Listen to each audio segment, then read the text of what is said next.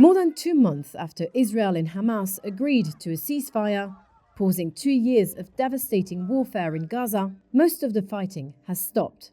However, tensions remain as both sides accuse each other of breaching the agreement, and the most difficult steps of the peace process still need to be addressed. So what was initially agreed?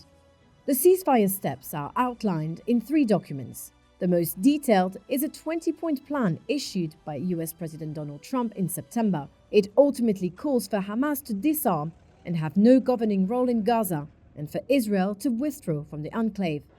However, not all points have been fully agreed upon. On October 9, Israel and Hamas signed a more limited ceasefire deal. This included a hostage and prisoner release, a halt to warfare, partial Israeli withdrawal, and increased aid. The United Nations Security Council endorsed the Trump plan, authorizing a transitional governing body and international stabilization force in Gaza. Since the ceasefire, all 20 remaining living hostages have been returned, along with hundreds of Palestinian prisoners. However, disputes over aid persist. Hamas claims fewer aid trucks are entering Gaza than agreed. Aid agencies report a shortage of necessary supplies, but Israel denies blocking aid and states it is fulfilling its obligations under the truce.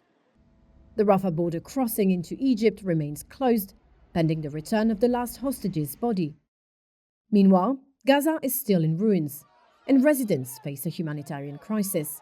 The UN's Children's Agency reports high levels of child malnutrition, compounded by flooding and a lack of sanitation.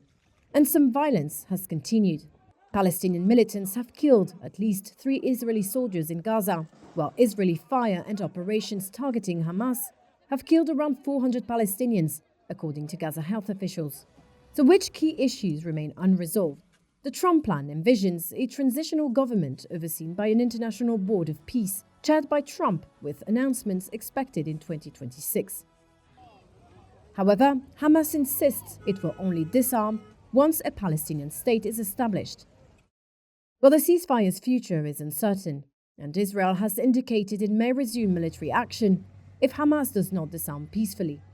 Many suspect the Trump plan may never be fully realized, and the frozen conflict could continue indefinitely. Despite international recognition for a Palestinian state, Israeli Prime Minister Benjamin Netanyahu has ruled out a Palestinian statehood. Upcoming Israeli elections in 2026 offer little hope for change in his stance.